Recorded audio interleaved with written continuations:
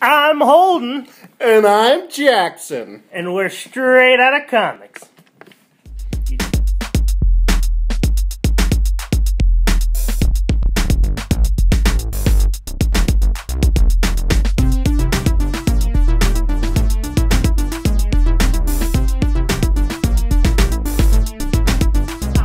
It's not great news, which I guess that's like 90% of the news. There might be like one good trinket out of all these. That's kids. a good advertisement straight up at the beginning. Like, it's not really good news this week, but we're going to talk about it anyway.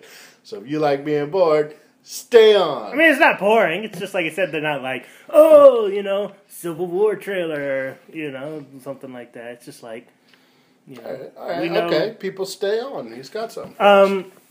The Gambit movie. Uh-huh. Something we've talked about last week. Channing Tatum finally signed on, and now he's actually going to play the role of Gambit.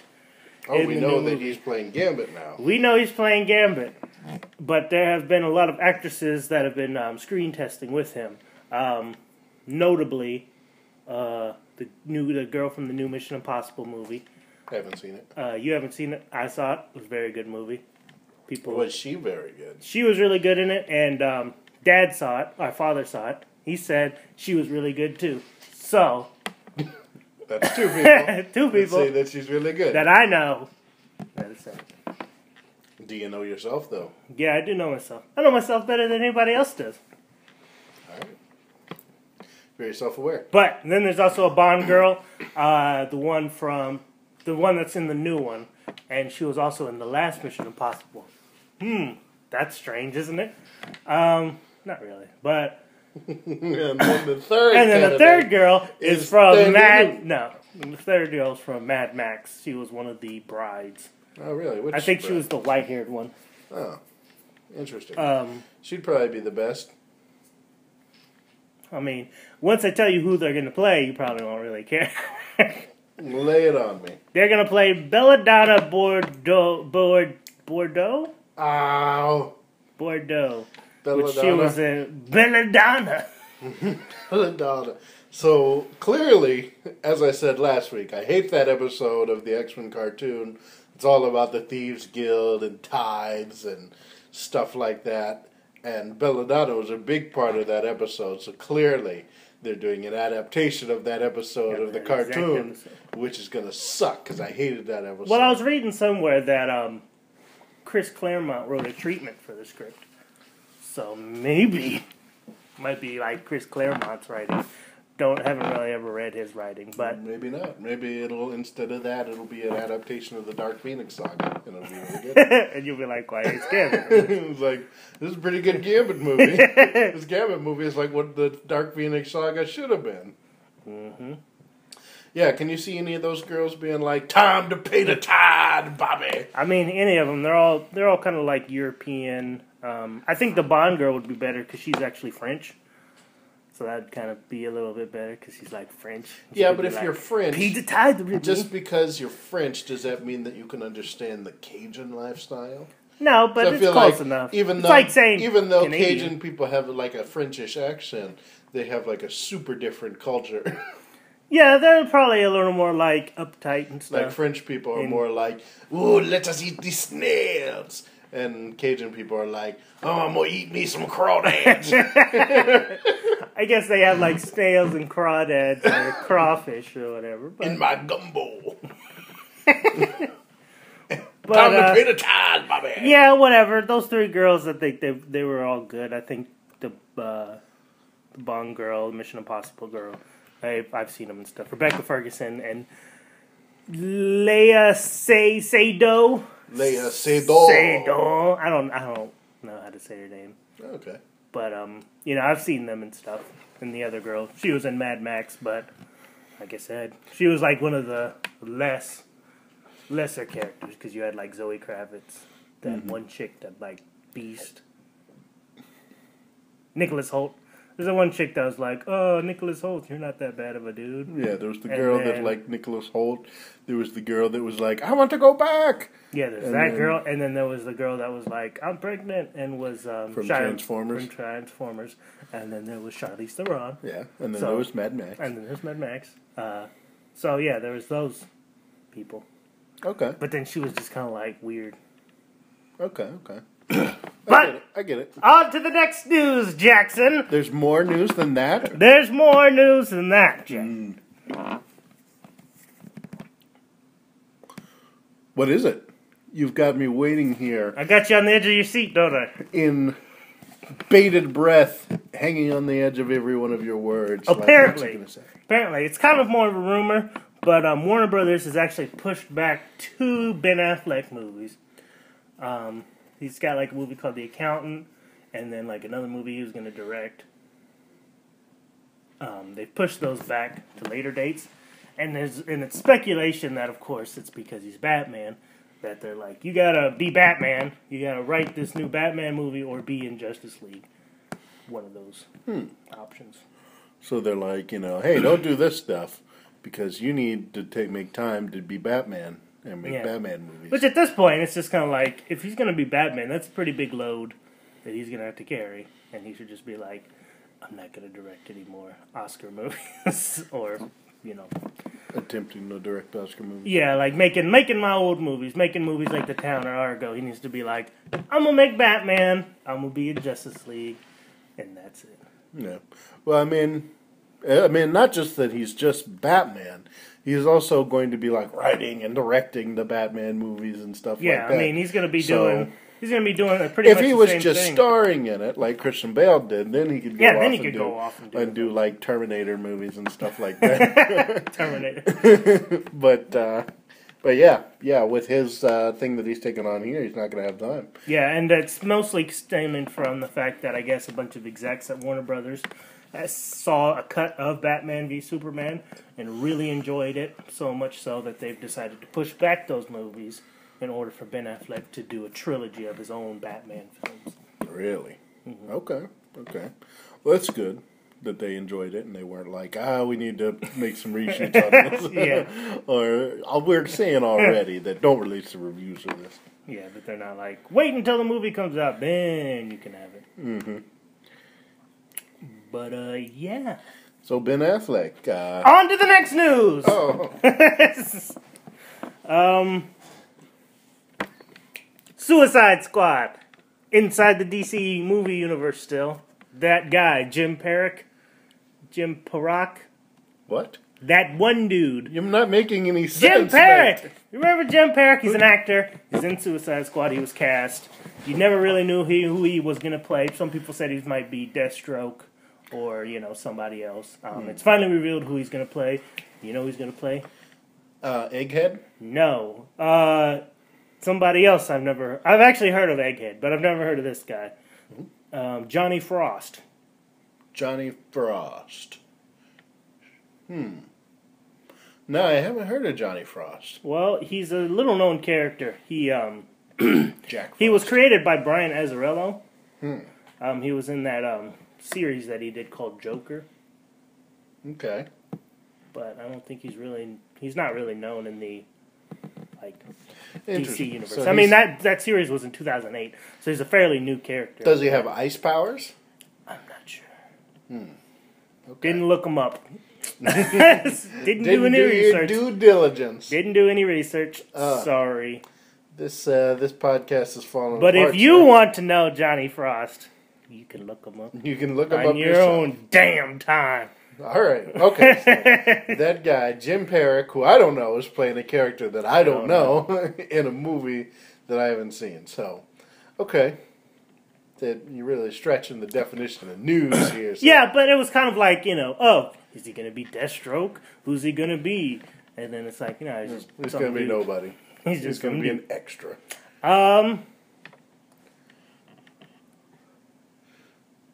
On to the next news, Jackson. Okay. Fantastic Four bombed. Oh, bombed horribly. You can call our theaters Nagasaki and Hiroshima the hardness that. Okay. said that. Let's just say the movie... It's a bad joke. Well, you could say the movie was clobbered by other box office movies, like Mission Impossible. I don't think it was clobbered by other movies as Yeah, much as Mission it was Impossible. clobbered by its own terribleness. Yeah, all the critics, It all that other stuff. clobbered itself. But yeah, I mean, obviously you've heard of a lot of the stuff, like studio interference, the director was going crazy, the movie might have just not have been that good, whatever. Guess what? It's rumored they're still making another one. Oh, wow. They're just like, you know what? We don't care whether we've all lost $60 million. We got money to spare. We're Fox. We're Fox. We're Fox, dang it. We're just going to pump out another one of these. Yep. Nobody wants it. Because they came out, because remember, before that came out, they said Fantastic Four is coming out this year, and then 2017 Fantastic Four 2 is going to come out. So I guess they haven't really, like, pulled that from anything. They haven't pulled that from, like, their lineup or nothing like that. Mm-hmm. So it sounds like they're still probably trying to go for it. Hey, maybe they'll have a really awesome second weekend and make $100 million. Probably not, but... Because what comes out this weekend? Like, Straight Outta Compton and Man from U.N.C.L.E. It has a chance. I'd rather see Straight Outta Compton. Mission Impossible. Possible. Well, maybe people will be tired of seeing Mission Impossible. Anyways, it's a good movie. We have not seen Fantastic Four yet. No. Probably see it at some point. Put us through when that it comes torture. out on DVD. We'll put us through that torture rack of watching Fantastic Four. But one thing that I didn't realize, because I watched the trailer for it again last night, the Thing has regular Jamie Bell's voice. Yeah. Yeah. Already, it's the worst Fantastic Four movie. Just knowing that they didn't do any attempt to give him like a gravelly, like man voice. You see this giant thing like creature, and he's like, "Hey everybody, I'm Jamie Bell." It's like, it's ridiculous. It looks like it's not gonna be good. Well, I mean, he didn't sound like, "Hey everybody, I'm Jamie Bell." Woohoo! Yeah, well, he was kind of like "Hey everybody, I'm Jamie Bell." He sounded a bit less depressed. No, he was kind of like, "I'm Jamie Bell. I'm sad." I mean, usually when you think of the Thing, though, he usually has like a gravelly, rocky voice. Hey there, yeah, I'm like, I'm the Thing. Reed, what you doing over there? I'm the ever-loving blue-eyed thing. Not like, I guess I'm the ever-loving blue-eyed thing. So, yeah, already in the books as one of my most hated movies, just from that moment in the trailer. Yeah, that was weird. But did you see that B-roll footage where they had maybe the Fantastic Car? No. The Fantastic Car, but it was cut out of the movie. Really? Which is weird that they released that B-roll footage and showed a bunch of stuff that wasn't in the movie. Yeah. Maybe the studio, I mean, was there like a lot of cool stuff in that B-roll? I mean, like I said, there was like that scene and like stuff. Which it looked like that was all from Josh Trank's. Because Trank was there. Well, maybe and because he was talking to people, so it didn't really look like that was from like the reshoots or nothing. So maybe the studio was like, well, Josh Trank is telling everybody that his movie was better and that we ruined it, so let's release this B-roll footage so people will see that Josh Trank's version wasn't that much better. Yeah, well, they just showed like 3 minutes, and it was just like a lot of like and them like, behind a green screen and like Michael B. Jordan walking around in like a big red light suit. Exactly. They were like, this is what it looked like when he did it. we had to go through and fix it. No, like, no, that was just like him, like, CGI stuff. Yeah, see, whatever. On to the next news, Jackson. Okay. Supergirl, the CBS show on, the DC show on CBS about Supergirl. They've announced that at the TCA Summer Press Tour, which is a big television thing for TV. They've announced that there's more characters coming onto the show. Really? Yep. 4 of them will probably more than likely appear in the first 9 episodes. Oh, yeah? The 4 characters are Livewire, Livewire, pretty good. Classic Superman villain. cartoon villain. Yeah, she was. I think she was just created for the cartoon, too, wasn't she? I've never heard of her before that, but she was very good on the cartoon. So. I've heard of the Mountain Dew drink. Livewire. There you go. General Lane. General Lane, sure. Father to Lois and Lucy Lane. Yep. Kind of like a general guy who's just like, I'm a general. I'm a general, and everybody better get in line, because I'm a general, and Superman needs stay in the lane. What I told him to. Was he in the movie? No. But I think they said that guy was going to be a General Lane, but then they were like, it doesn't make sense, because Lois Lane is white, and he's black. So. No, that it was going to be General Lane, but then they changed him to somebody else. Yeah, because they were like, it doesn't make sense. Cause no, they didn't cast the guy first. But whatever, Jackson. Non? Yep, from one of General Zod's... Great Superman movie villain. Mm-hmm. The guy who was General Zod's sidekick that was like... and got defeated by a cellophane-esque. Yep, got defeated. Thrown down like the crevice. You think they're going to do that in the Supergirl show? Probably not. Oh, okay. And lastly... Personal favorite. Well, wait a second. I want to say one more thing about Non here. Okay. Where Non goes, Zod probably follows. So by having Non on here, we might see Zod at some point. I'm kind of burnt out on Zod. Because he was on Smallville, and then he was in the Man of Steel movie. You could save Zod.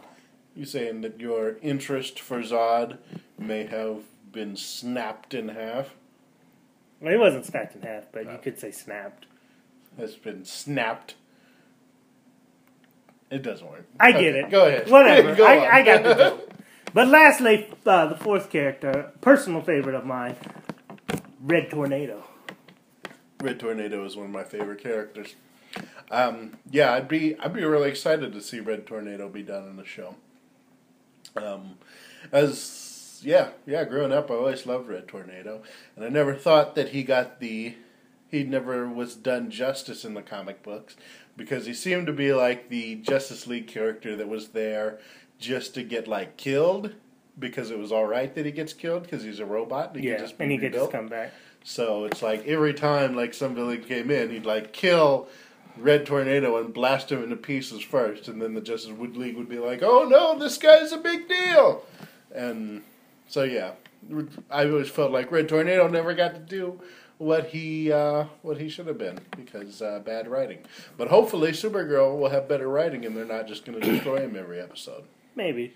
I doubt it. I mean, he'll probably just be a character that will come in and do stuff. But hopefully so. Hopefully so. On to the next news, Jackson. More news. Nemesis. Mark Millar / Stephen McNiven's popular series. Oh yeah, a few years back. Nemesis.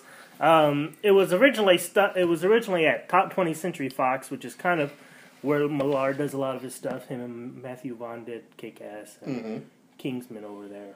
It was originally over at 20th Century Fox, but after just being stuck in the development stages, Warner Brothers has finally acquired the rights to make the movie, and they've actually put it in active development. They've even put a director to it, and really? They've had the director and his brother come in and rewrite it.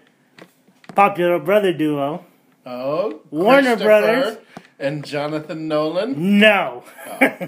Larry and Linda Wachowski. Larry and Linda? No. That's the same one. No, it's Larry and Lana?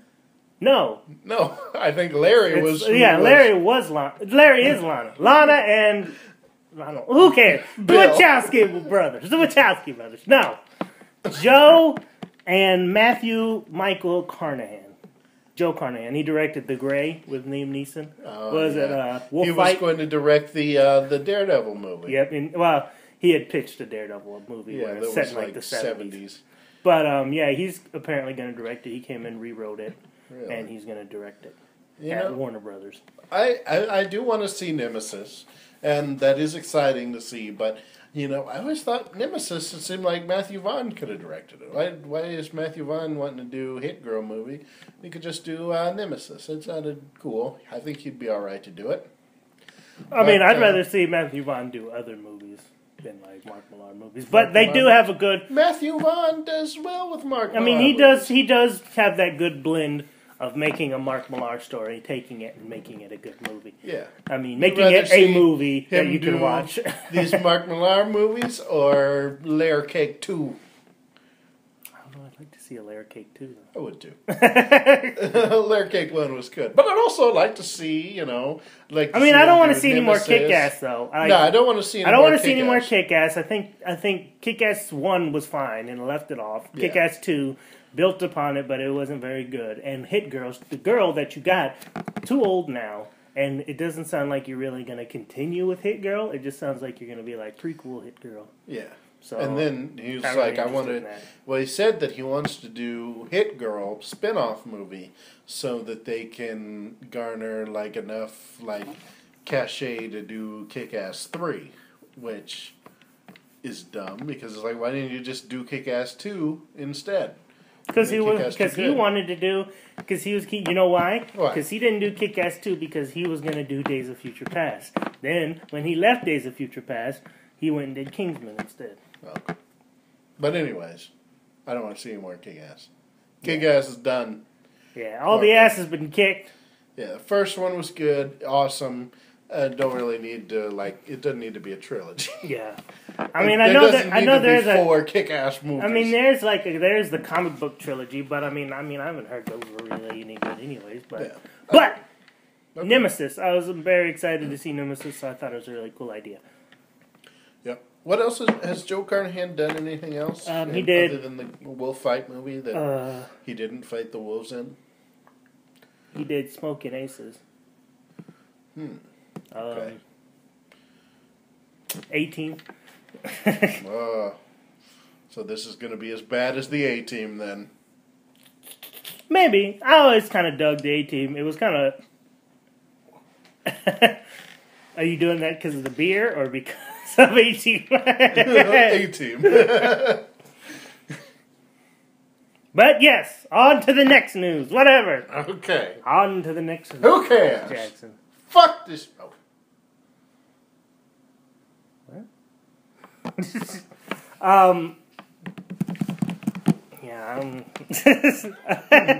It's totally derailed everything. Yeah, you messed me up, Jackson. Tom Hardy. Next news, as a guess. Okay, Tom Hardy. He was in Mad Max and Star Trek Nemesis. Yes. Yes, he was in those movies. Trick. He wasn't in Mad Max. He was in Mad Max Fury Road. Oh, you got me. Yeah, but he was back a few months ago when he left Suicide Squad. People were like, "Oh, he left Suicide Squad because the movie wasn't going to be focusing on him or whatever." Mm-hmm. And then he came back and was like, "No, it was just scheduling conflicts. I'd love to do a movie with DC. It's finally been revealed what that movie would be with him in DC." Really? Yes. It's not a DC movie. It's a Vertigo movie. Oh, he's going to be in Sandman? No. Whatchamacallit's going to be in Sandman? Well, maybe he's going to be like the bad guy in Sandman. No. He's going to be in Vertigo. No. Not Swamp Thing? Nope. Not. Which he probably would be a pretty good Swamp Thing. He would be a good Swamp Thing. Constantine? No. He'd be a good Constantine. Deadman? No. He's none of the cool characters. It's a popular comic book. I don't want to get that off wrong, but I've never read it. Okay, I'm not going to get it. 100 bullets. 100 bullets. No, he's going to play 100 bullets? Yes, he's going to play 100 bullet cases. No, there's the comic book. The 100 bullets. 100 bullets. I think Brian Azzarello wrote it. Okay. Yeah, he's going to do that. He's going to produce and star in it. Interesting. I've never read 100 Bullets, but Tom Hardy seems like he'd be all right for that. A guy who shoots 100 bullets, Tom Hardy seems like he could play that. Yep. I kind of wish it was something like, that I'd heard of. Swamp Thing sounds pretty sinister. I've always wanted to see a Swamp Thing movie. Yeah, but with the Justice League Dark movie, that kind of seems like that would be the thing to put them all together. He probably wouldn't be a bad Constantine. Constantine doesn't deserve any more chances. Yeah, but within the Justice League Dark movie, I think that would work. Because he'd probably be the star of it. I assume so. Kind of like how Star-Lord was a star of Guardians. Yeah. I would assume Constantine would be. Because he's a human character. Yeah, and once you got him, it would be like he'd probably be the one that you'd focus on the most. So, within that, I think Tom Hardy would be alright. He's British. Probably likes to smoke. So, he'd be good. Probably, yeah. On to the next news, Jackson. Okay. Speaking of Constantine. More news? Speaking of my not liking Constantine. He's going to be on Arrow. What? He's going to be like in episode 4, too, I think. Like one of the real early ones. Really? Like at least before episode 10, he's going to be in like one of the first ones. So the guy that played Arrow on the Arrow... No, the guy that played Constantine on the Constantine show is going to be on Arrow, He's right? going to be on the Arrow show on CW, which the Constantine show is on NBC, canceled by NBC. And then they're bringing him to CW. They're going to bring him on an episode of Arrow. But for the time being, it's only been confirmed as one episode. We don't really know if maybe he'll come back in one. Maybe he might be on another show. Yeah. Maybe I wonder, can they do that? I think I mean, that's like they said. Or maybe can they bring him on and he looks just like Constantine and he acts just like Constantine, but like they don't say his Joe. name? Well, they're just like, who are you? And he's just like, I'm just a helpful stranger. Or something. No, because they said I remember them saying that, like, when Constantine came out, they were like, there's a deal in place to where they can cross over. I mean, they're all DC properties, so it's not like, since NBC owned it and, like, did the show, it's not like they had exclusive rights to it. They could cross over with another DC product. And I think Supergirl has a product like that, but they're not going to do it. Huh. Okay. So, but the episode is going to be Arrow. He probably runs into Constantine, and Arrow's like, oh, I'm hunting down some sort of criminal. And Constantine's like, that criminal's not a man, he's a demon. And then they fight him. Yeah, that's probably Mark what it'll my be words, like. that will be the episode. Or it'll be something like, he's using magic, because we've kind of gotten to the point where we've gotten, Ra's al Ghul, who's got, like, the magic water pits and all that stuff. And there's been some magic elements within the show already. Mm-hmm. So, I mean, probably at that point. Which would be nice, because with Arrow, you could bring in, like, Dr. Fate and, like, Solomon Grundy. You could bring Solomon Grundy back, because they had that dude that was Solomon Grundy, but wasn't Solomon Grundy. On Arrow? Yeah. No, I don't remember that. Remember that one dude that, like, first got the Mirakuru, and he was, like, a big gay dude with the mask, and he was walking around. Because remember, Diggle, like, broke into his apartment, and was like, he, like, picked up some page, and was like, Solomon Grundy, born on a Monday, christened on a Tuesday, went to church on a Wednesday. Died on Thursday, buried on Saturday. He didn't do nothing on Friday. Nothing on Friday. Whatever. That nursery rhyme with that rhyme. Yeah. So it was supposed to be like he's Solomon Grundy. But he wasn't Solomon Grundy. I mean, he was like a big, giant, mindless, like, strong dude. Mirakuru enhanced strong dude. Yeah, though. but he wasn't called Solomon Grundy or nothing. But it was supposed to be. Did they kill him at the end? Well, because it was like, he, like, broke in, like, a bunch of, like, rubble fell on him.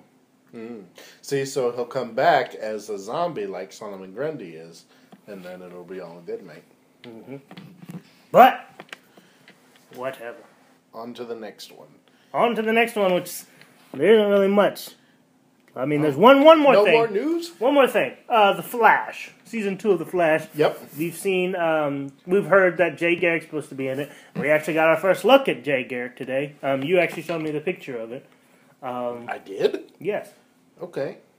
Yeah, you did. Remember, you were like, look, it's like that picture I was telling you about, Holden. Oh, the classic Flash cover. Most iconic Flash cover ever. Where you see Jay Garrick on one side of a brick wall, you see Barry Allen on the other side. They're both speeding towards a little boy who's about to be crushed by a steel cinder or something. And it's just, Flash of two worlds. Mm-hmm. They recreated that for the CW show. It's like concept-looking art or something. But you get to see what Jay Garrick's costume looks like, and I'd say it's pretty comic accurate. Mm-hmm. They gave him some gloves, but I think that's really the only change. Otherwise, it looks just like it. The Thunderbolt isn't completely yellow, but whatever. Okay, it's sort of just an outline of a Thunderbolt, but man, it looks pretty comic accurate, so I'm pretty happy. I'm excited. I want to see this Jay Garrick. Mm-hmm. I wonder. So they're doing it like this to where it's like alternate worlds, not just like I'm an old Flash that happens to have the same powers, origin, and name as you. Yeah, I mean, it'll probably be kind of similar in the comics, like you said, where he'll go to that Earth and he'll just be like... Yeah, where he's like, I'm the Flash of this Earth. Of this world. And he's just I wonder if it'll be like... And he smelled hard vapors. Yeah, he smelled water vapors, and I became the Flash. I wonder if he'll be like back then in the 40s, though. Whether he'll be like the Flash from the 40s world, or whether he'll be like a modern-day Flash where he's just a different guy. Oh, we don't know, but we'll have to wait and see when Flash comes back. And when's Flash come back? I think like October. Nice. So yeah, we'll be seeing that. Speaking of classic TV shows. Oh, really? Daredevil. Did you see the pictures of John Barenthal? No, I heard about it, but I never saw it. What happened? Well, they're just pictures of him like beating up a guy. Really? Like he's like got him in a chokehold. Of the actor? Yeah. Well, here, look at him. I mean, you don't like see him as the Punisher. He's just like wearing like a black shirt and jeans. Oh, nice. He's got a guy like he's grabbing his arm or something. Yeah, he's like, "Give me that gun!" Yeah, he looks pretty. He looks pretty hardcore there. So, I think John Barenthal's going to make a good Punisher. Very excited for this Punisher versus Daredevil season. But I wonder, are they going to give him the white glove and the white boots? I imagine like it'll be the very end of the show. Somewhere he's standing on a rooftop and he's like, "I got white gloves and white boots from somebody." Yeah, he's like, "He's got a cool suit. Let me get a cool suit. Yeah, let me get a cool suit. I want a bloody costume. I want a costume." And the costume maker guy is like, "Okay," and he gives it to him, and he's like, "I want white gloves because I love Mickey Mouse." Yeah, and then it's a big like DC, not DC, Disney, Marvel thing. But that's the news, Jackson. So that's all the news this week. Yep, I told you it wasn't very interesting. I thought we did a good job. Don't sell yourself short. No, I said I did a fantastic job. Okay. The news was the thing that let us down this week. All right. So, what is the next chamber of our happy little show here? Well, you know how we normally like to do a spotlight on a certain, subject. Shine some light on something, certain subject. Last couple times we've been just laming off characters, black superheroes, and then bad secret origins. Yeah. This week I decided to celebrate the amazing release of the Fantastic Four. Very successful. Very successful. Highly praised. So successful, they're still doing a sequel. Yep, they're doing a sequel. I've decided that we'd maybe look back on some of the Fantastic Four through cinema. Okay. So clearly, if we're going to have to look back at Fantastic Four movies throughout the ages, the logical starting point would be 1994, Roger Corman's Fantastic Four. Correct, Jackson. Now, what's some backstory on this, Holden? Like the story of the movie or just backstory? Story of the movie. Well, what do you mean, like story of the movie, like the synopsis? Or, okay. or how it got made. I was gonna tell them how it got made. Okay, how it got made was Roger Corman's kind of like a big like B movie type producer back in the day, and he had wanted to do the rights to a bunch of characters. He got the rights to Fantastic Four, and he also tried to get the rights to Spider-Man, but that deal fell through. But he got the rights to Fantastic Four, and within the movie, he was able to make this within the constraints that he got the money, because I think he only got paid like $2-3 million to make the movie. So they gave him $2 or $3 million to make this big Fantastic Four movie, which it was only created for them to be able to keep the rights to the characters, and it wouldn't revert back to Marvel. So they never intended on releasing. They never intended on releasing it, but the whole cast and crew thought that it was going to be like a big release of the movie. So a lot of them were like, "Oh, this is my big break." Yes, I mean there's like a documentary similar to the Superman. Michael movies. Keaton's doing Batman. I'm gonna be Reed Richards here. Yep, they thought that this was going to be like another big superhero movie in the vein of, like you said, Batman, Superman, that type of stuff. But it really wasn't. They were just like, we'll throw a couple million at you, make this movie. Nobody will ever see it. It's just so we can say we get the rights to Fantastic Four still. And they got Ole Sassoon to direct it, and they had a cast of people in it. And we actually had the chance to watch it the other night. Okay, so we watched it last night. We watched it last night. What did you think, Jackson? Well, I'll start off with my review of it. I thought it was pretty terrible, like kind of all around. Really? Thought it was that bad? Yeah, I thought it was pretty terrible. Like, I haven't seen this new one, but of all the Fantastic Four movies I've seen so far, it's probably the worst. There was just some weird stuff in it. Stuff didn't make sense. The effects were horrible. The guy that played Ben Grimm was clearly like 6'4", but then the stuntman who was in the Thing costume was clearly like 5'9" and was shorter than everybody. So it was like Ben Grimm was a tall man, and then when he turned into the Thing, he became like a short little rock monster. Mm-hmm. So that was one thing that really took me out of the movie. Yeah, there was just a bunch of... They attempted to have the Mole Man in it, and they sort of turned him into some, like, thief who was the king of, like, street sewer kids. Yeah, he was, like, underneath the sewer, and he had a gang of sewer people, like you said. Yeah, so instead of Mole Man, he had a gang of sewer kids. There was this whole, like, weird plot twist that, like, never really went anywhere, where... when somebody tells Ben Grimm that they love him, he turns back from the Thing into Ben Grimm and then runs out naked in the middle of the street. There was just really weird, stupid stuff. Mm-hmm. As far as strengths, I'd say, I thought everything looked pretty comic accurate. I thought, the suits looked pretty good. They looked like, just standing there, they looked right out of like an Alex Ross painting or something like that. Which was nice. I liked that. I also liked that they didn't do like all the other movies have done and connect Doom's origin to them, and they told their origin separately, which was interesting. I like that, just like they did in the comic. So that's strength number 2. Also, I kind of liked Doom's whole look in here. I thought it was great. I thought, when he walked around, he clinked like he had metal armor on. It was pretty badass. So I'd say that's strength number 3. And I thought the Thing's costume didn't look as bad as the rest of the movie. So that's strength number 4. It's clearly that they spent all, like, you said they got like $2 or $3 million? Yeah. They probably spent $2.5 million on that thing. Yeah, I mean, that was one of the strengths in it, is that it looked pretty comic book accurate. I would say, though, that it does look very, like, snake skin looking, as more than it does look rock looking. But I mean, it's just their interpretation. Probably opened up a comic book and saw that, and then they were like, "Oh, we'll just make it look like that." So it was one of the strengths, like you said. I thought Doom's costume looked great. Everybody's costume looked great. But overall, the movie was still terrible and awful, very boring.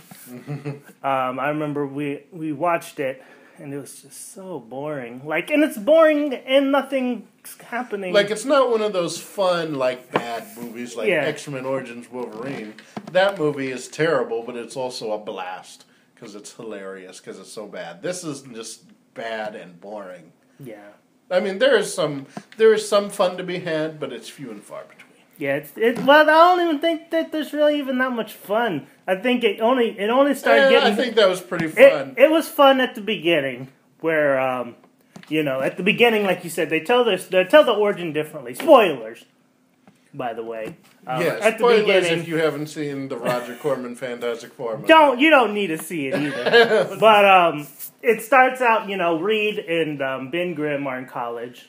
And Victor Von Doom is there too. And apparently it's kind of told, I wasn't really paying attention because it was so boring, that they've been working on some type of machine or something like that that's supposed to do something, and they go to work on it one night, and Doom's like, we got to test it out tonight or whatever, and Reed's like, well, maybe we don't have to do it tonight.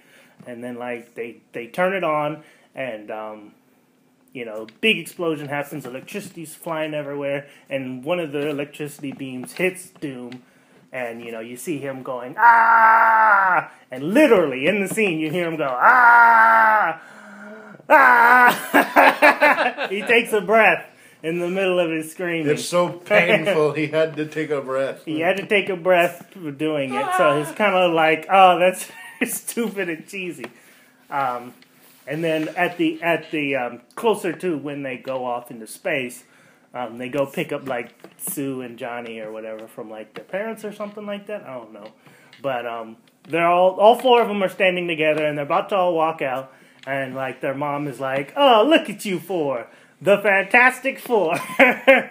This is before they had powers. Before they have powers or anything like that. It's not the end of the movie or anything like that. They're just about to walk out the door. It's clever foreshadowing. It's clever foreshadowing. The Fantastic Four. And I was like, that's stupid and awful.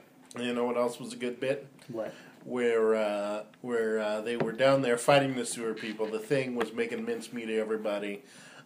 Dr. Doom had Alicia Masters in sort of like a headlock with a gun next to her and was like, hey, I'm going to shoot her if you try and attack me.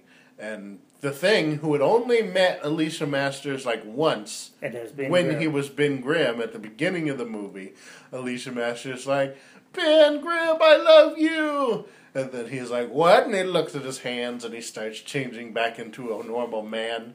And he turns back into the naked Ben Grimm, and then he runs away and leaves her to Doom, and he runs back into the street and turns back into the Thing, which that whole, is never explored again. It's not at the end of the movie where he gets to turn back and forth at will. It's just in there for no reason. I think it's pretty much only in there because the actor who plays Ben Grimm is a completely different actor than the guy that's in the suit. So it's they just probably were like, yeah, we can bring him back in for a minute. But they didn't explain it because he just turns right back into the Thing. They weren't like, oh, your molecules have, exploded and, reassembled or whatever. Yeah. Well, you can be turned back into Ben Grimm through the power of love. Power of love can do a lot of things, Jay. Yeah, but it's not that was for sure. She gets out and she's like, I love you, Ben Grimm. And he gets to turn back and is like, I found the cure. Yeah, and then he goes back, and then he's like, ah! And he turns back into the Thing, and then he gets the Fantastic Four. Then they go to Doom. They beat up Doom. And they're all like, oh. And then great. Doom and Reed have a cool, knife fight, because he has his, some knives stick out of the tips of his fingers, and then he's about to, go for Reed. Reed grabs his arm, pulls it back, and punches him in the face. And then, he falls off a cliff. Nice. And then that was the big fight. You know what also was a good bit? Doom is hanging off the edge of the Thing. Reed's got him by the hand in that classic, hero villain falling off the edge of the cliff. And Doom's pretty much tells him, hey, I'm never going to stop trying to kill you, so you might as well just let go. And then Doom, does something, and I don't know, it cuts his hand off, or it looks like the glove just fell off. Yeah, it's he gets his hand loose from the glove and falls down the Thing. So Reed is just there, and he's just got the gloved hand, or the armored glove in his hand, and so he sets it on the Thing and he walks away, and then it comes and you see the glove start to move, it's Doom is still alive, but that makes absolutely no sense because Doom is not a robot. That wasn't his hand. It was just his glove. Yeah. The movie's stupid, Jack. It was a bad movie. You know what else was a good bit? When Johnny's the Human Torch. When Johnny turns into the Human Torch, he turns into a computer character. He looks like he's off of Reboot or something. It's not good special effects. Yeah. It looks worse than a Reboot, actually. Much worse. But no, I was gonna say, like, when you first see Doom, it's kind of got that classic where he's sitting in a chair. You see him and it's shadowed, and you just see one eye, and he's talking to like his henchman or something. But then, like halfway through the movie, the Fantastic Four meet Doom. He monologues towards them, things like that. They get away. Yeah, they finally figure out he's Victor from the beginning. That he's Victor. But then they go to another scene where he's in that same chair and he's shadowed and obscured and stuff like we haven't met him already. And it's like, why are you doing that? That's terrible filmmaking. Yeah. Overall, what would you give this? Let's. How do you want to scale it? Do you want to scale like 1 to 10, 1 to 5, or just bad and good? I just want to do like bad. Thumbs down, thumbs up. Okay. I say thumbs down. I give it thumbs down. 2 thumbs down. 2 thumbs down. 2 thumbs down. We Siskel and Ebert the shit out of this. All right, Jackson. So we gave that movie thumbs down, of course. 2 thumbs down. 2 thumbs down. What do we give 2005? Well, we need to talk about 2005. I know. Well, I'm getting to that point. Jeez. Okay. 2005's Fantastic Four, directed by Tim Story, Michael Chiklis, Jessica Alba, the one dude I can't pronounce his name, and Chris Evans. Jan Griffith. Yeah, his name's like Jan Griffith or something like that. I thought it was Griffith. It's Griffith. Griffith. Well, that's how he pronounces it. That's how it's supposed to be pronounced, but everybody's just like, "On Griffith!" On Griffith. And nobody's like, we don't care because you're not a star. So they had on Griffith, who was in the classic Titanic movie. He was like one of the like guys that was playing the like guitars. No, whatever. He was one of the captain dudes or whatever. Okay. He was like the first mate. But he was like the cool captain dude because he was like, we need to go back or something like that. Yeah. So he had that good role, and they were like, this guy ought to be Mr. Fantastic. Because I think he was the one that was like, we need to go back and save Rose. Okay. So they had that guy from Titanic. Yep. Michael Chiklis from The Shield. Mm-hmm. Tough guy, he's a tough guy, so it kind of works as Ben Grimm. Mm-hmm. Ungerford kind of seems like he's smart because he's British. Yeah, smart because he's British. That guy's a tough guy. Jessica Alba from Honey. They were like, oh man, she's really pretty. Sue Storm, clearly. And then Chris Evans from Captain America. They were like, that guy does such a great job at playing Captain America. We should play Johnny Storm. Make him Johnny Storm. Retroactively, back in the future. No. He had not been Captain America yet. He was not another teen movie. So, I mean, you can tell that Jessica Alba and Chris Evans were like the, people that you could see and be like, oh, Jessica Alba's good looking, and oh, Chris Evans is good looking, and then you got Chiklis and Ungerford as like the people that would like act and stuff in it or whatever. The great actors. I mean, whatever. They were just the characters that were there. And I mean, honestly, you look at the cast, it's not horrible, but it is kind of miscast in the sense that, like, Chiklis, even though he plays a good tough guy, I thought he was okay as Ben Grimm. He's really short, so when he becomes a thing, he's just, like, shorter than everybody else. Yeah. He's kind of like a Kmart version of the guy from Breaking Bad. Hank. Hank from Breaking Bad. Well, I don't know. Hank's probably a Kmart version. Hank used to be a Kmart version of him, but then he was on Bad. Breaking Bad. So now Michael Chiklis is a Kmart version of Hank. So, just like the GoBots or Transformers were a Kmart version of GoBots, and then the GoBots became the Kmart version of the Transformers when the Transformers became more popular. Whatever. You always use that analogy on me. GoBots. But yeah, I mean, like I said, cast wasn't awful. I mean, they had Julian McMahon as Victor Von Doom. From Nip Tuck fame. Who isn't necessarily... The Doom that they were going for was okay for Julian McMahon, but Julian McMahon's not really Doom. Yeah. He's not a Doom-like guy. Doom, another one of the greatest villains. Marvel villains of all time. Much like Lex Luthor is one of the greatest DC villains of all time. Not done right, after 6 times being done in movies. Mm-hmm. He was pretty good in the first one. And Roger Corman. Roger Corman's was the best Doom portrayal. I would say in Rise of the Silver Surfer, it's probably the best Doom. Yeah, because that one seemed really cool. Well, but we'll get talk to that one. We'll get to that. But as yeah, how about if we go through it? So it kind of starts off, Ben and Reed are like, scientists, but they're kind of poor. I mean, not poor, but they're like... Reed is a scientist. Reed is a scientist, and Ben's like a pilot. He's like his buddy and a pilot, and so he's kind of like, I want to have this mission so we can go into space and get cosmic rays or whatever. So we can, like, see the cosmic rays or whatever that are coming through in a few days. And he goes to Dr. Doom. And, Victor Doom. Victor Von Doom. And he's like, Victor Von Doom's got a big corporation and stuff, so he goes to him because he's like, he's got the money to fund us going into space.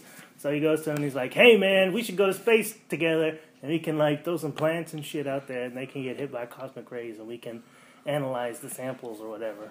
And then he's like, okay, whatever. But then, like, Sue comes in, and they're like, oh, Sue's hot, right? And, like, Victor's gonna marry Sue. And, interesting twist. Interesting twist, isn't it, Jackson? Because, like, Sue's like, you never appreciated me. Some boring bullshit backstory, exposition stuff. So we cut later to them, getting ready to launch. And we finally get to meet Johnny, who's also a pilot, I guess. But he's kind of like a hotshot pilot. Because, like, when you first see him, he's, like, driving on a motorcycle next to a car with a hot chick in it. And he's making out with the chick in the car while he's riding on the motorcycle and she's driving. Mm-hmm. Clearly a scene to show this guy's a hotshot. Yeah, this guy's a hotshot pilot guy. Because he drives motorcycles and kisses women. Hotshot alert. I like driving motorcycles and kissing girls. But then they finally get to, get in their suits and they go into the spaceship, whatever. They go into the spaceship and then, like, some other shit happens. And they get hit by cosmic rays. They all get their powers and then they all come back to Earth. And, like, there's, like, some scenes of them, like, I think they're normal, and then for some reason cosmic rays give Reed gray hair, gray temples, gray hair temples on the sides. And Ben is normal at first, but he's kind of like, I feel funny, and he goes to his room to sleep. And then, like in the Roger Corman like in the Roger Corman one. They stole it right. Roger Corman did it first.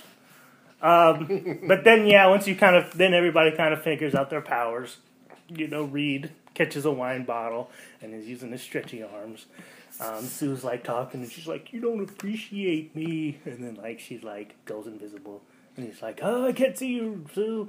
And then Johnny's like about to, like, go bang this hot chick in the snow and he's like, flame on, whoosh.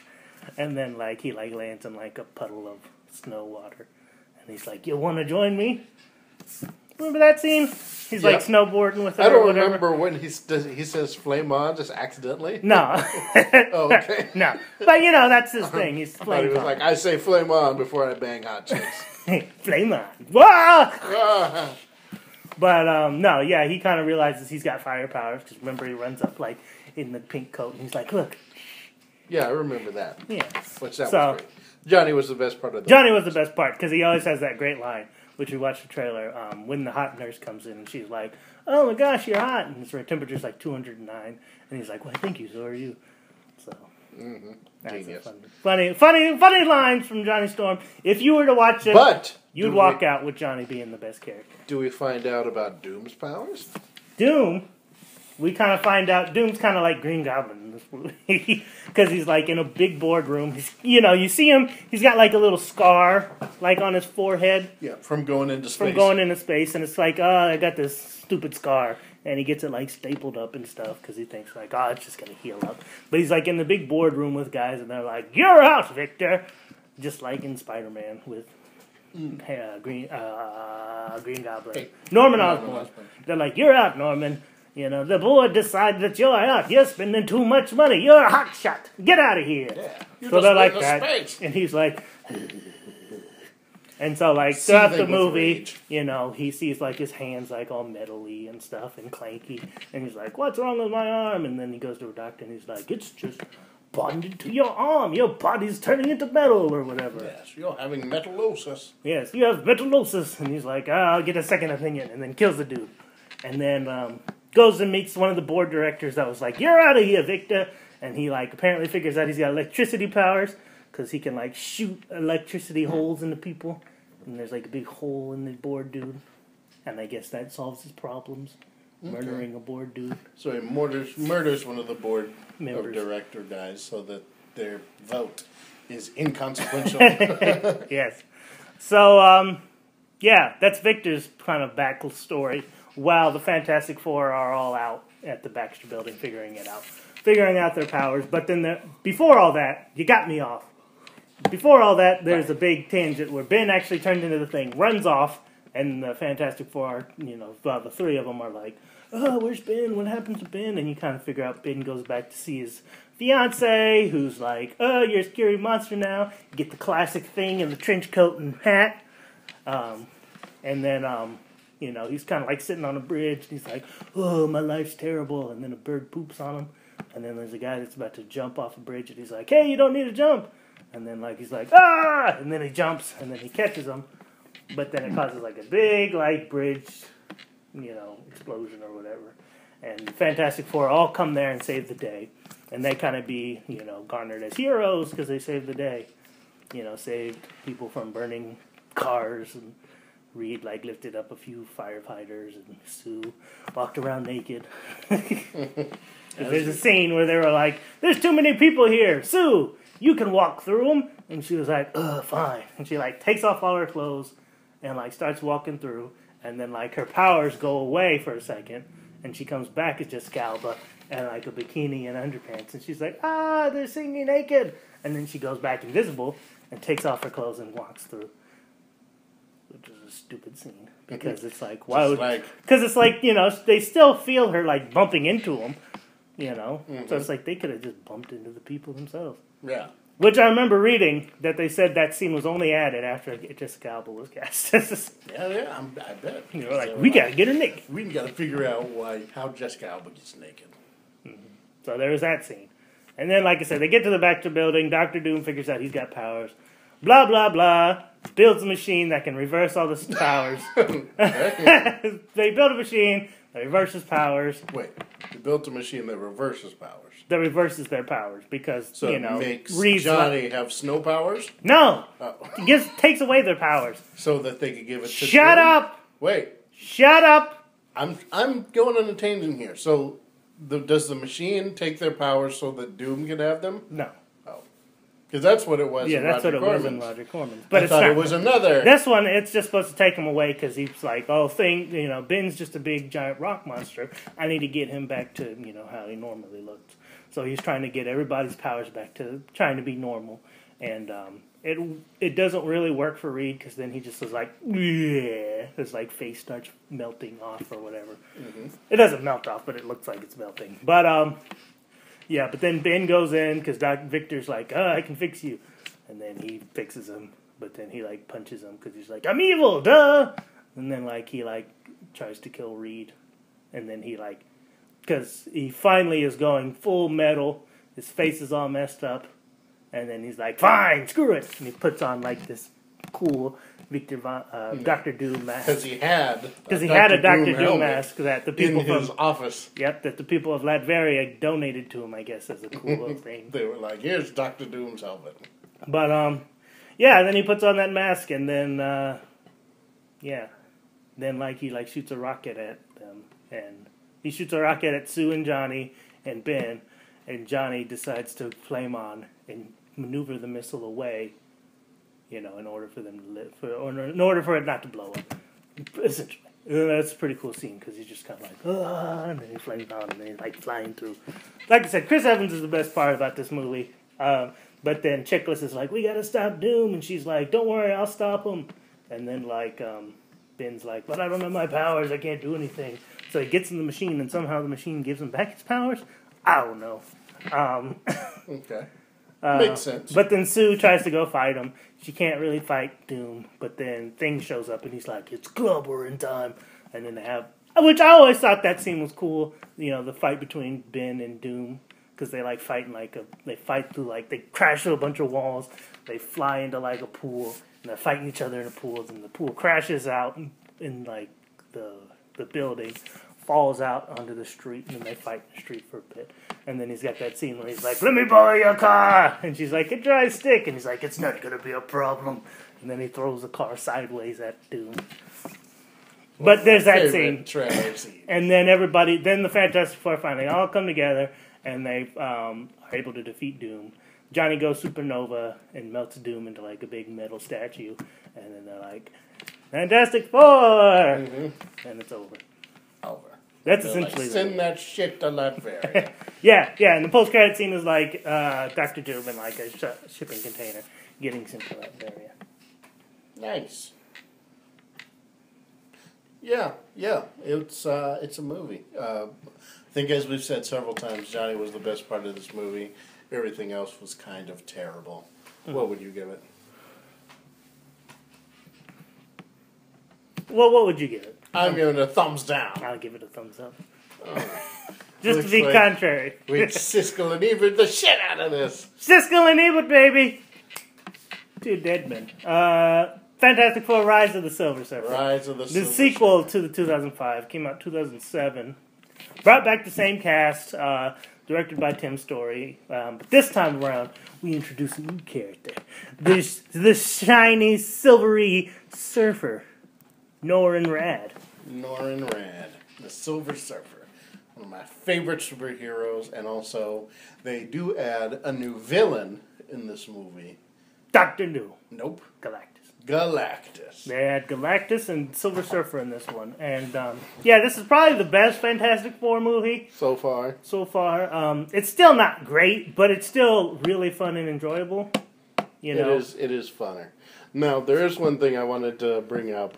You know what was a good bit? There's a part where, like, you know, they're hanging out in a club because, I mean, I guess we'll go through it, but they're hanging out in a club because it's Reed's bachelor party because he's, you know, it opens with them trying to get married. And then it gets interrupted by Captain Holt from Brooklyn Nine-Nine, who comes in as a general. Andre Brower. And he's like, you know, hey, I want you to look at something. So they go back to this lab that's like in the back of the club or something. No, it's like the kitchen. Okay, they go to the kitchen in the back of the club. And they're like, you know, hey, there's been these weird comets or something like that. And Reed's like, And he's like, Ben, take a look at these. And Ben comes over and he spouts all this scientific jargon like, it looks like a so-and-so comet that's going at 63 degrees. He doesn't do all that. Yeah, he does. He's just like, oh, it just looks like a meteor or something. Yeah. But just, I mean, it doesn't say anything that's like scientifically. I think it's a stupid scene where it's like, why is Reed consulting Ben about this? Because he's a pilot. He knows stuff. He's probably like, I'm an astronaut or whatever. You know, I know stuff. I went in space once and it ended terribly. Yeah, but he's probably, he's an astronaut. I would say that in those movies they made Ben like an astronaut. Because, they made him the one that like went out. Remember, he was the one that like was in the suit and like went out into space. So I'd say he's like an astronaut, and Reed's like a scientist. I just always thought that scene was stupid. Reed asking the Thing for advice on this scientific matter. Oh, it was just a picture. All right, okay. Clearly, you didn't think it was. It was stupid when if you think about it. It is silly, but it's like I said. I don't think it was silly if you think about it. It's silly if you see it. Because it's just like, you know, the big character that, like, you know, has been kind of like the big dumb guy the whole movie that's like, you know, I need a big glass or whatever. Like, he goes to the bar, you've already seen him go to the bar and, like, smash a couple of glasses, break a few stools and stuff like that. And then Reed's like, well, tell me what you think about this Epson, you know, this comment or whatever. But I digress. So from there, they go ahead and they go like somewhere else, and they find the. Well, we got to go from the beginning. I went from the beginning. No, that was the beginning. Married. Okay, the beginning. You're better. You're better at it. It opens. There's a bunch of planets getting destroyed by Galactus, and it eventually lands on Earth, and you see Silver Surfer's there because within the mythos of Galactus, as we all know, Galactus is a herald. Not a herald, he is a big, giant eating world monster. Wait, a world eating monster. He's a world monster. He's a world eating giant monster. Giant eating world He's monster. A big, giant guy. He's a world eating monster. And he's got these heralds. One of them being Galactus, probably the most famous one. He goes to each planet, you know, goes through. It's kind of like, okay, this planet seems suitable for Galactus to eat. And then once he leaves, Galactus will come and eat the planet. So Silver Surfer comes there, And you see a bunch of scenes of a Silver Surfer flying around like the world. He goes in like Egypt and he's looking at like the pyramids and stuff, and like he flies by, and then a bunch of like snow starts falling because it's like, I guess, Silver Surfer's cosmic radiation comes through and is altering the world's like weather and, you know, geography and all that type of stuff. So he's going around all these places, digging holes and digging big giant like holes into the planet. And you know, like you said, Reed and Sue are about to get married, and while Reed goes off on his bachelor party, you know, Andre Bauer, Captain Holt, comes in and tells him about, you know, that there's these big giant holes being dug, and Silver Surfer's coming through. He's digging all these holes. We gotta figure out why he's digging all these holes, man. And Reed's like, okay, well, maybe I'll build something to do with that. And Sue's kind of upset because Sue's like, we're getting married. How can you do this when we're going to get married? So Reed's like, oh, I can't do it then because we're getting married. Sorry, you know. And so they leave. And then you find out Reed's actually building the thing behind Sue's back and trying to figure out what is going on, you know, what the Silver Surfer's trying to do. And yeah, the next day they're getting married or whatever. They're getting married, and we kind of figure out that at this point Silver Surfer's in New York now. Mm-hmm. So while they're getting married, you know, Reed gets an alert that his machine has picked up the cosmic radiation. Silver Surfer's in town. They're trying to figure out, he's like, what's going on? And Sue's upset because she's like, you built the machine, didn't you, you dummy? And he's like, yes, I did. Sorry, Sue. I know this is probably going to ruin our relationship down the line, but I still built the machine. Mm-hmm. So they see Silver Surfer fly by, and Reed's like, Johnny, chase after him. And he's like, but I just bought this suit. And he's like, damn it, Johnny. And then he's like, okay. So he flies after him, and there's a cool chase sequence that happens at this point where Johnny's chasing down Silver Surfer, and you know, Silver Surfer's like flying through buildings and like flipping cars and stuff, and then Johnny eventually catches up to him, but you know, Silver Surfer grabs him by a chokehold, brings him up into space, and then lets him go, and then he falls down to Earth. But then eventually, before he falls and splatters, he's able to catch himself and survive the fall. So then it cuts to Silver Surfer digging a new hole in like the Arctic, I think. And you know, earlier in the movie, we see Victor Von Doom, like we said at the end. He is getting sent to Latveria, and at the end, at the beginning, he's getting like pried open from like his metal statue casing.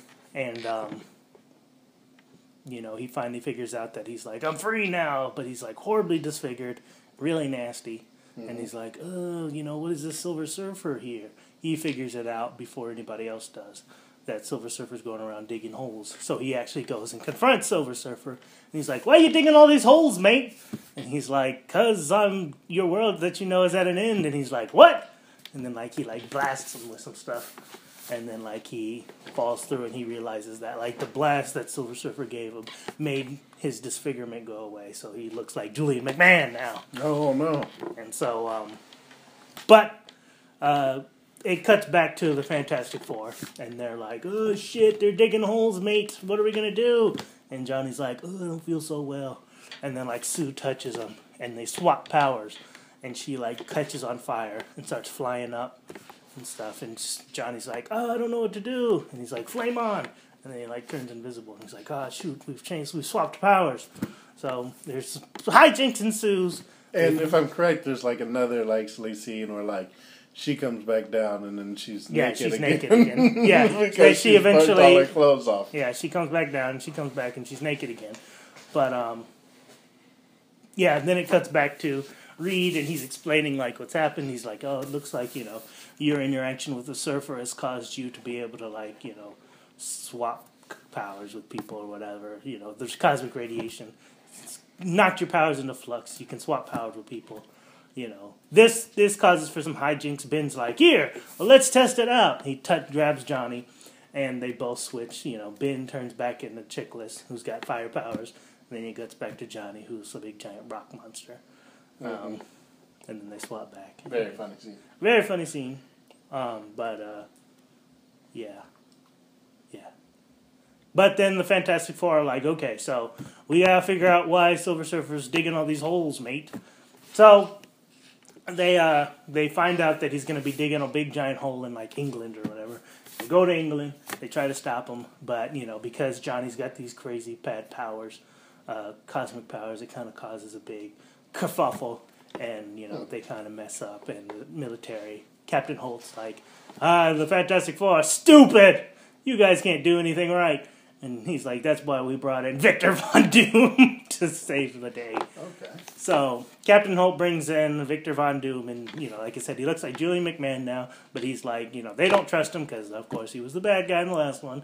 So, they figure out a common ground. He's like, it's the surfboard that gives him the powers, and we have to get him off the surfboard. And then that way we'll be able to stop him from doing whatever he's got to do. So, Doom's kind of got this hidden plan behind him.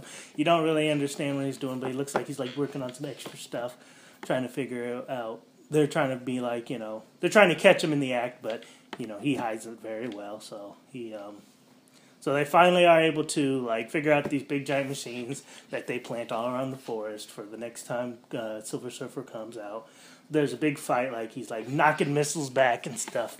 He's knocking missiles back, mate. Okay. And then he then he's about to kill them all, and they eventually activate those machines. It knocks him off of his surfboard, and the surfboard is just floating, and he turns into a really matte silver, which at this point I think it's actually a guy in a suit now. Yep. So, but turns into he turns into Doug Jones. Yeah, he turns into Doug Jones, which he's got the voice of Lawrence Fishburne. So they eventually capture him, and they're just kind of like, oh, we need to figure out why he was digging all these holes. So they're torturing Silver Surfer, and he's like, you can't torture me, I'm Silver Surfer. And they're punching him in the face and stuff. And he's like, ugh. And so, the Fantastic Four eventually want to interrogate him himself, but they can't because the government's like, no, we gotta, send him to a black site so he can bag him and waterboard him and stuff. They want to waterboard the Silver Surfer or whatever, but eventually, we want to get our hands on this guy. Eventually, Sue breaks out. She's able to go to him, and is invisible, and is like, "Hey, why are you doing this?" And he's like, "I work for Galactus," and Galactus, told me to. Galactus told me to. I'm his herald. I can't remember. Did he save his life or did he enslave him to do it? I think he saved his people. Yeah, he likes. If he has spared his people. Close to the comic book origin, it was like Galactus came there, he spared his people in exchange for him being his herald. So it was something similar like that. So it was like, I have to work for him, or otherwise he's going to kill my people or whatever. So she's like, but can't you help us? And he's like, I guess so. So he, so eventually they break him out.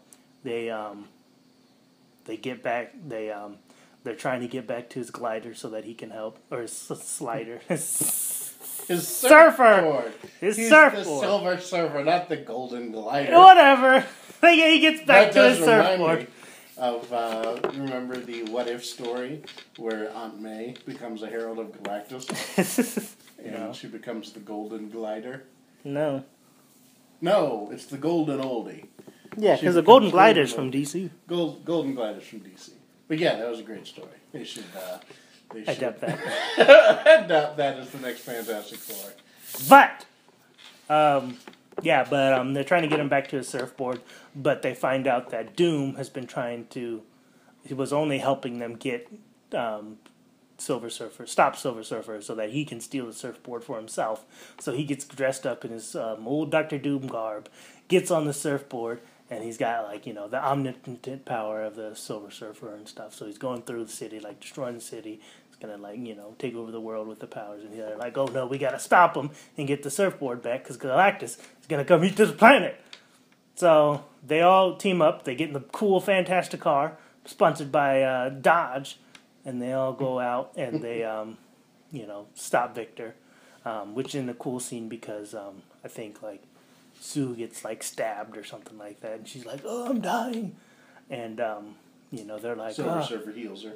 Yeah, well, spoilers, Jackson. I think she's there on the ropes, and Victor's too powerful for them to stop, and it's Reed's like, "I can't leave Sue here," And Ben's like, here, well, maybe we can, Ben, they're like, we got to figure out, I don't really know why. It was just Johnny that had to do it all, but, because he's still got those cosmic powers. They all join hands, and Johnny is able to absorb all their powers, and Johnny fights Dr. Doom all by himself with everybody's powers.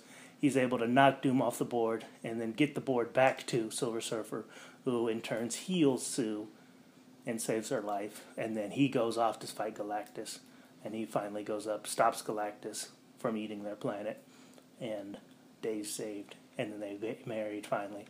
Reed and Sue finally get married, and then post-credit scene, Jackson. Oh, yeah? Silver Surfer's still alive. Ooh. All right, yeah, I did like this movie. Again, they took some of the best things out of the last movie, Johnny, and they increased it. Gave Johnny a bigger role. They gave him that whole cosmic flux thing. Johnny got to save the day with the powers of all the Fantastic Four. The Silver Surfer was pretty good, I thought, in the movie. And Dr. Doom was a lot better. So yeah, this was definitely a step up from the last one. It was actually a good movie. So what would you give it? Thumbs up. I give it thumbs down. Why? Because the whole Galactus thing. Yeah, but Because we forgot to mention, we just called him Galactus. So if you've never seen this at all, but you're very familiar with Galactus from the comic book, you're thinking of the giant man in the pink armor who was trying to destroy the Earth or whatever. No, it was just a giant cloud monster who was going to take over the Earth. And in my book, never good. That bothered me. Thumbs down. But which cloud monster was worse, him or Parallax? Surprisingly, he was better than Parallax. Aha! So, he was better than the other cloud monster, which makes him the best cloud monster. Well, that's only because he was a cloud monster, but Parallax was like a dirty poop cloud monster. That had a creepy face. Yeah. He looked like, there's regular clouds, and then there's a cloud of who's that character in Charlie Brown, Pigpen, who's got the dirty clouds around his butt and stuff. That's what Parallax looks like. He looks like, if you're you come out of the bathroom and you open it up and Parallax comes up. Oh, like the stinky. It looks like a stinky poop cloud. That's why he's worse, but you can't get much worse than that. Galactus, just because he's a cloud monster, though. Thumbs down on that movie. I think it's a thumbs up movie. You should watch that movie instead of seeing New Fantastic Four movie. Yeah, you should definitely totally watch it. I mean, you should probably watch the first two. Yeah. I mean, the two. It's definitely the best Fantastic Four movie, and it's a good movie. Yep. But thumbs down. But thumbs up. Alrighty. For me. Thumbs up for me. So that's the last of them. Or is it? Yeah, it is. It is. So you're talking about the cartoon. That is the storied franchise of the... Fantastic Four, which is... It's not a thing of they have... Because they always say the Fantastic Four are just so hard to translate. They're not hard to translate. They just haven't done it right. They just keep making bad movies. I mean, because honestly, they only make the Fantastic Four because... Usually, most of the time, so they can keep the rights. I mean, I think the first time that they did it with Tim's story, I really don't think it was for them to keep the rights. I think it was because they were actually trying to make. They were trying to do one because it was in the big flux of the time of superhero movies. I mean, you just came off of Daredevil, Spider-Man, Batman was coming out that year, so you had a lot of superhero movies coming out, and I think that was just them trying to make one as well.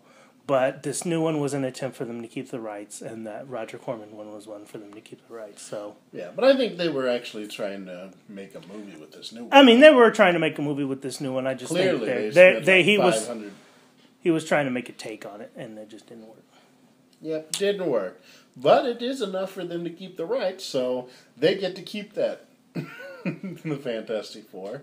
So when they make their Fantastic Four sequel, and it loses them another $60 million, they will know. that they need to give up on it. They are smart. Hopefully, though, I think they might give up on it. I mean, I don't know. I think it's like we were talking the other night. Maybe Marvel might want to do like a deal package because Fox wants to do an X-Men show.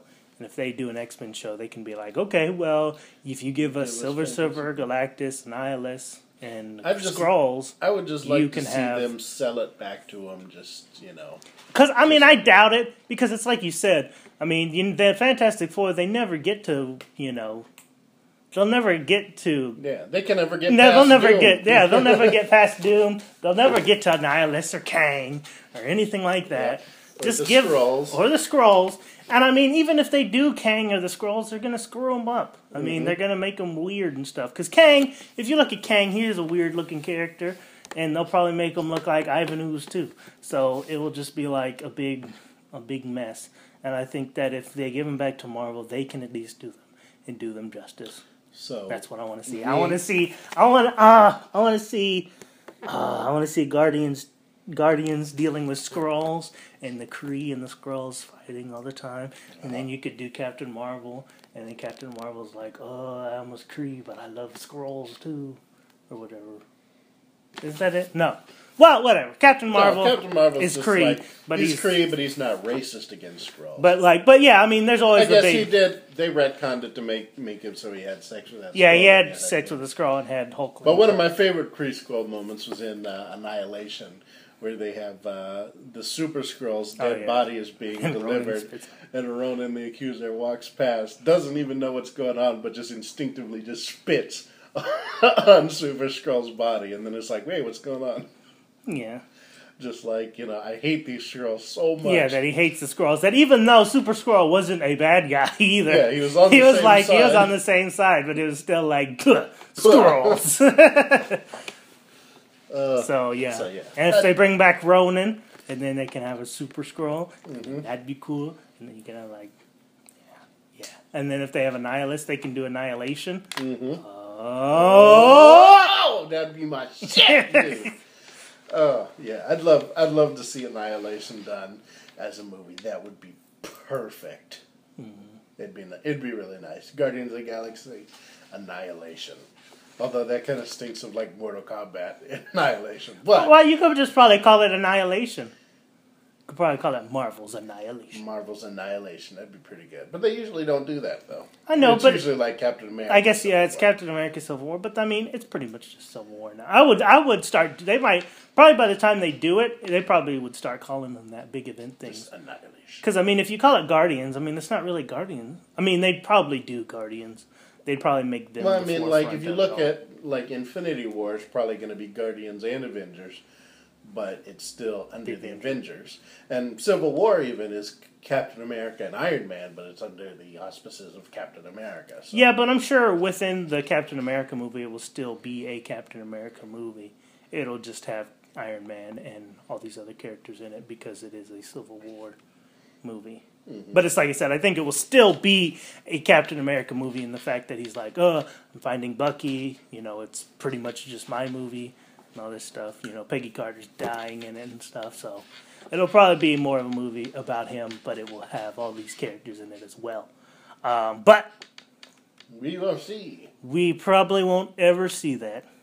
Okay. Just trying to tamp down expectations. That'd be my shit. But, yeah. Rise of the Silver Surfer is probably the best one. Out of all of them, they've all been pretty bad. Yeah, that's not saying much. Yeah, it's not saying much because it's not great. But I mean, I guess if comparing it to because for one, I'm kind of on a big high from this last one where I'm just like, this is so terrible and terrible. The Roger Corman one that I'm like, oh man, Silver Surfer, that was a movie. Yeah, I mean, realistically, it's probably like as good as like the Incredible Hulk movie. Yeah, I mean, it's just like. It's okay. I mean, it's fun. Like I said, it's fun and it's better. But it's not like it's setting the world on fire or nothing. All right. Didn't even get a sequel. So what is the next chamber? Next chamber would probably be recommendations, Jackson. Recommendations? Because that's what we've been doing the last few weeks of the podcast. I don't really pay attention. Okay, what's up? Well, we talk about what we recommend to people. What do you recommend this week? I did not prepare. So I have nothing to recommend. Well, since we're kind of in the Fantastic Four world, I would recommend going back and reading a few Fantastic Four comics. A couple runs I really liked were the Ultimate Fantastic Four at the beginning, which is kind of what this new one's based off of, but just, it didn't. I mean, it's more of a comic book in that one, which was a really good one because it's written by Millar with dialogue by Bendis. Oh, they just kind of wrote it together. Or they wrote it together. I mean, I think it was maybe. I'm not sure if it was ever really officially like broken down to where it's like dialogue by Bendis, story by Millar, but that's probably what it was because Millar was really good at story and Bendis was really good at dialogue. So yeah, but that was really good because it's two of the better Marvel writers out there coming together to recreate the Fantastic Four, and I thought it was really good. They tried to do it in this new movie, but I guess obviously it was terrible. But obviously it just didn't work out the way they wanted it to. And I would also recommend again Mark Millar's run on Fantastic Four. He had a couple good books, couple good runs there. The one with the guys that taught Doctor Doom to be so evil. Yeah. And one about the worlds blowing up and them having like a smaller world. I don't really remember that one too much, but they're very weird storylines, but they are really great books. I really would suggest that if you like the Fantastic Four at all, or if you like Mark Millar at all, you ought to pick those up because they are pretty cool. Mm-hmm. There's even though that whole like Master of Doom storyline was weird, but it just had this awesome ending. Yeah, that awesome ending, which we won't spoil, but no, not on this podcast. But it was very good. So yeah, and also I would recommend maybe watching a few episodes of the old '90s cartoon.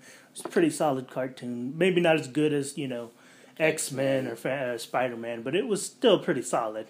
Is there anything else? There wasn't really anything else. There's a couple Fantastic Four video games. Yeah, probably shouldn't play those. But they weren't that great. I mean, they're like beat 'em up games, kind of like Ultimate Alliance, but whatever. I apologize. I really dropped the ball this week. Yeah, you did, Jackson. I did not prepare anything to recommend. I'm just sorry. I'm sorry. Well, that was my idea. Was because I was like, well, maybe we can recommend a couple Fantastic Four things, and I thought maybe you would, but you didn't. I didn't hear you say that. I did. I thought maybe you'd come out with something. You'd be like, oh, yeah, the Fantastic Four run with Black Panther and Storm. That was a good one. Oh, yeah. No, because that's mine, Jackson. I just pulled that out of my ass. Okay. You failed this week, Jackson. Well, I've got one. What? I recommend... I haven't recommended the cartoon. The cartoon. I recommend you go watch the Fantastic Four movie in the theaters. No! Don't. Okay, so it's better or if recommendations than bad recommendations. Or if you have seen the new Fantastic Four movie, take our recommendations so that way you can wash the taste of this bad Fantastic Four out of your mouth. Mm-hmm. Truly. My recommendation is if anybody hasn't played the video game Fallout New Vegas, you should probably go get it used at GameStop. It's a pretty wicked awesome game. Yeah, it's my shit. And that's it for this week on right. Straight Outta Comics. So we are working on ending our show with different catchphrases. Mm-hmm. So, did you have anything else you were going to say? No. All right. So this is Holden's catchphrase. See, I never figured out how to say it, but... well, say what you said last week. I'm Billy Berserk, and I don't shiv. And mine is Peter. What is it? I'm so very sorry. I'm so very sorry, Peter. But you're the clone, and I'm the original. Take care.